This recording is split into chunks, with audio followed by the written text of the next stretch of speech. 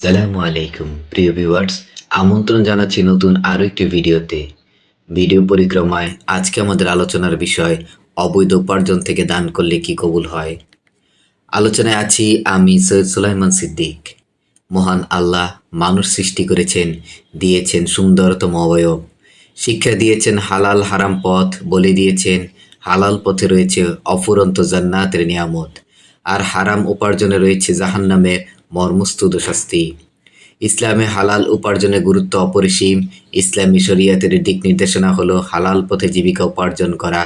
নবীজি সাল্লাল্লাহু আলাইহি সাল্লাম বলেন, যে ব্যক্তি হালাল খাবার খেয়েছে, সুন্নাহ মোতাবেক আমল করেছে এবং মানুষকে কষ্ট দেওয়া থেকে বিরত থেকেছে, সে জান্নাতে যাবে।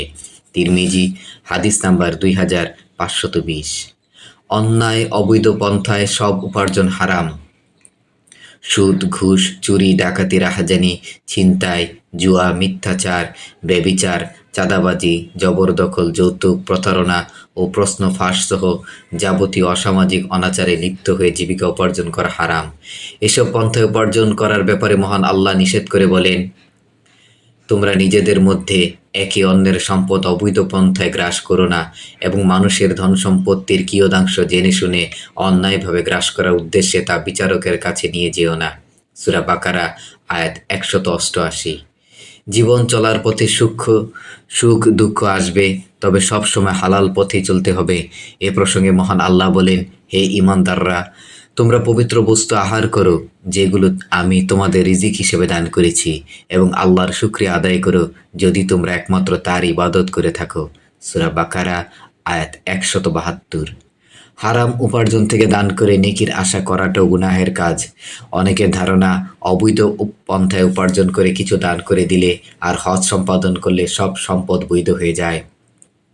অথচ বিষয়টি মোটেও সত্য নয়। অবৈধ উপার্জনের জন্য অবশ্যই কিয়ামতের দিন জবাবদিহিতার মুখোমুখি হতে হবে। নবীজি সাল্লাল্লাহু আলাইহি সাল্লাম বলেন, কিয়ামতের দিনে কোনো মানুষ নিজের স্থান থেকে এক বিন্দু সরতে পারবে না যতক্ষণ না তার কাছ থেকে 4টি প্রশ্নের উত্তর নিয়ে নেওয়া হবে। তন্মধ্যে একটি হচ্ছে, নিজের ধন সম্পদ কোথা থেকে উপার্জন করেছ এবং কোথায় তা ব্যয় করেছ। তিরমিজি, হাদিস নাম্বার 2417। হারাম উপার্জনকারীর কোনো ইবাদতই মহান আল্লাহর কাছে কবুল হয় না। এই উপার্জন ইসলামের দৃষ্টিতে অপবিত্র বস্তু। আর ইবাদত, দোয়া, দান সদকা পবিত্র জিনিস, যা কেবল পবিত্র বস্তুর মাধ্যমে সম্পন্ন করা আবশ্যক।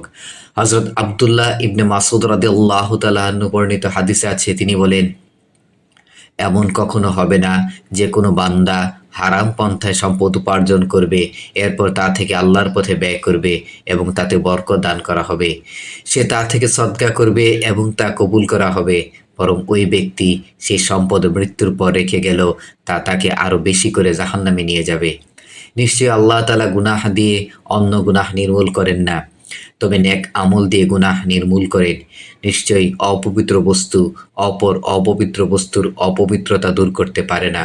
মুসনাদে আহমদ, হাদিস নাম্বার 3672, মুসনাদে বাজ্জার, হাদিস নাম্বার 2026।